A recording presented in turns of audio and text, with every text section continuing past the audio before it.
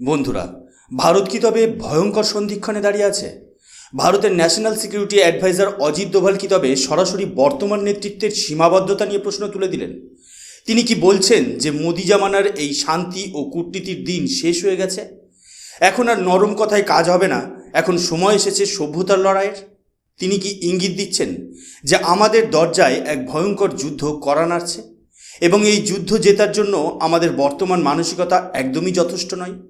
আজকের ভিডিওটি কোনো সাধারণ সংবাদ বিশ্লেষণ নয়, এটি ভারতের আগামীর 50 বছরের এক অত্যন্ত গভীর এবং স্পর্শকাতর ন্যাশনাল সিকিউরিটি ডক্ট্রিনের ব্যবচ্ছেদ। জয় হিন্দ বন্ধুরা, আমি সুশোভন আর আপনারা দেখছেন আপনাদের অত্যন্ত প্রিয় চ্যানেল অদ্ভুত অথচ বাস্তব। আজকের এই এপিসোডটি শুরু করার আগে আপনাদের কাছে অনুরোধ, এই ভিডিওটি শেষ পর্যন্ত দেখবেন, কারণ আজ আমরা এমন কিছু তথ্য ডিকোড করতে চলেছি যা ভারতের মূলধারার সংবাদ মাধ্যমগুলি এড়িয়ে যাচ্ছে। ভারতের জাতীয় নিরাপত্তা উপদেষ্টা অজিত দোভালের একটি 30 মিনিটের ভিডিও বর্তমানে ইন্টারনেটে ঝড়ের গতিতে ভাইরাল হচ্ছে, কিন্তু সেখানে তিনি যা বলেছেন তা কেবল একটি ভাষণ নয়, তা হলো ভারতের জিওপলিটিক্যাল মানচিত্র পরিবর্তনের এক ব্লুপ্রিন্ট। তিনি সরাসরি ভারতের যুব সমাজের সামনে দাঁড়িয়ে বলেছেন, এখন আর কেবল স্বপ্ন দেখার সময় নয়, এখন সময় হলো সিদ্ধান্ত নেওয়ার। অজিত দোভালজির চোখে আজ এক অদ্ভুত তেজ এবং কিছুটা উদ্বেগের ছাপ স্পষ্ট। তিনি বলছেন, ভারত বিগত কয়েক শতাব্দী ধরে কেবল স্পেকটেটর বা দর্শক হয়ে নিজের ধ্বংস দেখেছে। আমাদের মন্দির লুট হয়েছে, আমাদের সভ্যতাকে ব্রিক বাই ব্রিক ধ্বংস করা হয়েছে, আমাদের মা বোনদের উপর অত্যাচার করা হয়েছে, আর আমরা শান্ত হয়ে সেই দৃশ্য দেখেছি। কেন? কারণ আমরা ক্ষমতার সংজ্ঞা বুঝতাম না। আমরা বুঝতাম না যে থ্রেট বা বিপদ আসলে কি। দোভালজির কথায় আমরা বিগত বহু বছর ধরে এক অদ্ভুত মায়ার মধ্যে বাস করছি, যে আমরা হয়তো অহিংসার মাধ্যমে পৃথিবী জয় করব, কিন্তু সত্যটা হলো এই পৃথিবী কেবল শক্তিকে সম্মান করে। ইন্টারন্যাশনাল রিলেশনসের ইতিহাসে কোনো দুর্বল রাষ্ট্র আজ পর্যন্ত নিজের সার্বভৌমত্ব রক্ষা করতে পারেনি। তিনি বলেছেন, আজ যদি আমাদের সিভিলাইজেশন বা সভ্যতাকে বাঁচাতে হয়, তবে ভারতের প্রত্যেকটি নাগরিককে নিজের মনের ভেতর থেকে সেই স্পেকটেটর মানসিকতা উপড়ে ফেলতে হবে।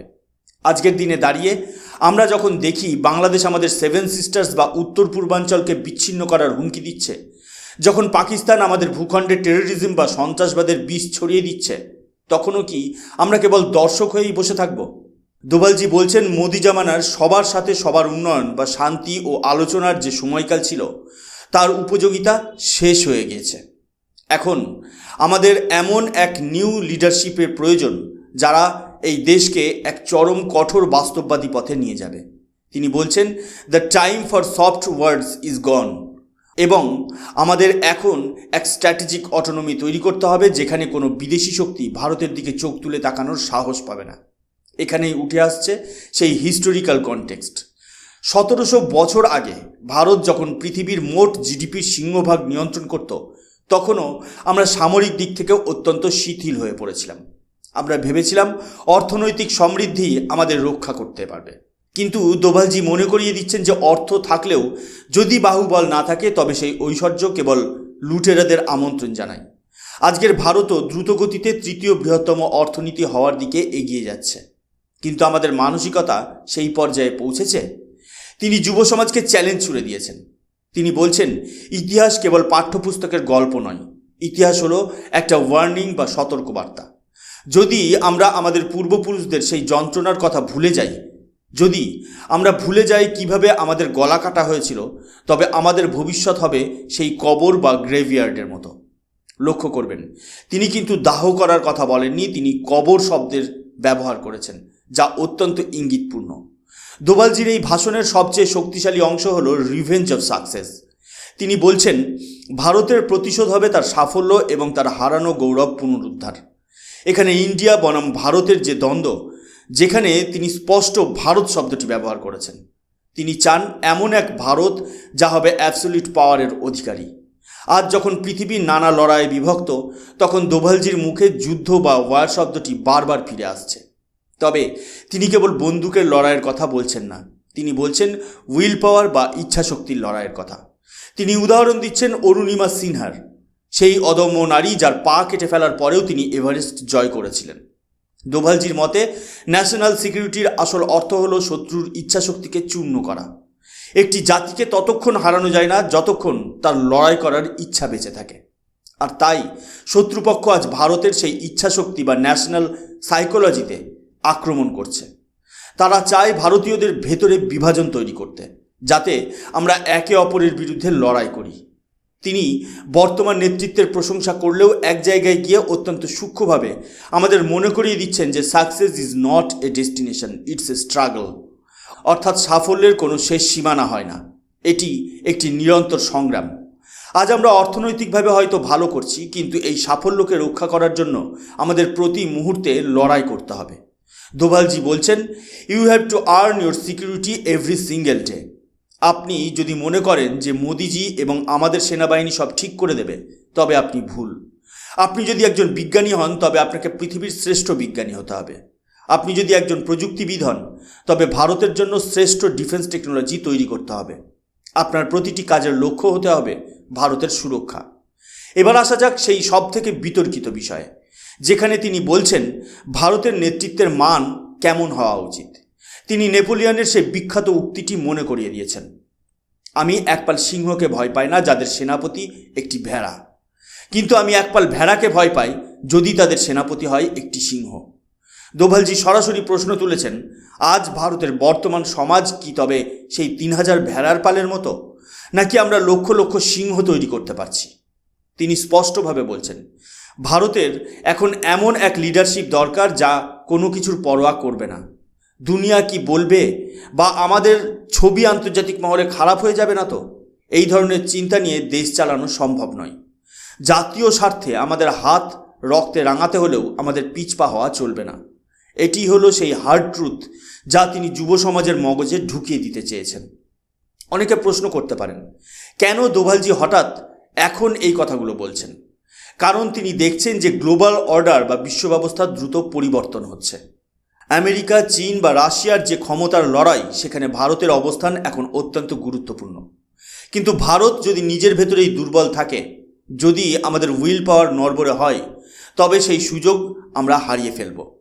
তিনি বলছেন, আমাদের শত্রুরা কোনো মানবিকতায় বিশ্বাস করে না। জিওপলিটিক্সে দয়া বা করুণার কোনো স্থান নেই, সেখানে কেবল পাওয়ার ডাইনামিক্স কাজ করে।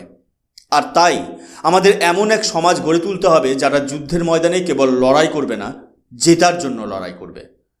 এখানে আমাদের প্রাক্তন চিফ অফ ডিফেন্স স্টাফের সেই কথাটি মনে করা অত্যন্ত জরুরি। তিনি বলেছিলেন, যুদ্ধের একমাত্র কারেন্সি বা মুদ্রা হলো ভূমি। অর্থাৎ আপনি যুদ্ধে জিতলেন কিনা তা বিচার হবে আপনি কতটা জমি দখল করলেন বা নিজের জমি রক্ষা করলেন তার উপর ভিত্তি করে। আজ আমরা যখন আকসাই চীন বা পিওকে নিয়ে কথা বলি, তখন কি আমরা সেই মানসিকতা নিয়ে চলি? দোভালজির ভাষণ এবং সিডিএসের এই মন্তব্যকে যদি আমরা এক সুতোয় গাঁথি, তবে একটি পরিষ্কার চিত্র ফুটে ওঠে। ভারত আর কোনোভাবেই বর্তমান স্থিতাবস্থায় সন্তুষ্ট নয়।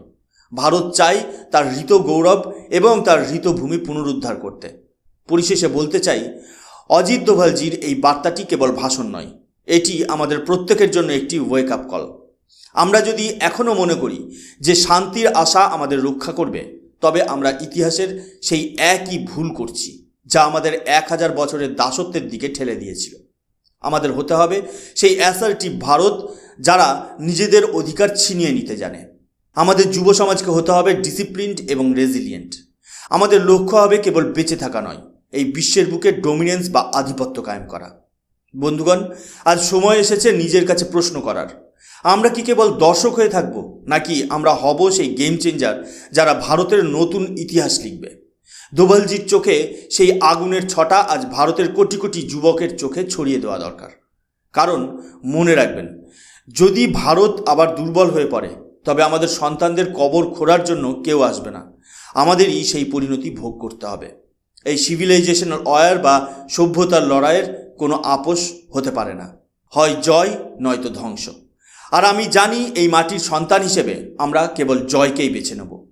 আজকের এই বিশ্লেষণ আপনাদের কেমন লাগলো এবং অজিত দোভালজির এই ন্যাশনালিস্ট ভিউ পয়েন্ট নিয়ে আপনার মতামত কী, তা অবশ্যই কমেন্ট বক্সে জানাবেন। আপনাদের মতামত আমাদের শক্তি যোগায় আরও গভীর গবেষণালব্ধ ভিডিও তৈরি করতে। ভিডিওটি ভালো লাগলে লাইক করুন এবং বন্ধুদের সাথে শেয়ার করুন, যাতে প্রতিটি ভারতীয়র কাছে এই গুরুত্বপূর্ণ বার্তাটি পৌঁছাতে পারে। পরবর্তী পর্বে আবার দেখা হবে অন্য কোনো অদ্ভুত অথচ বাস্তব জিওপলিটিক্যাল বিষয় নিয়ে।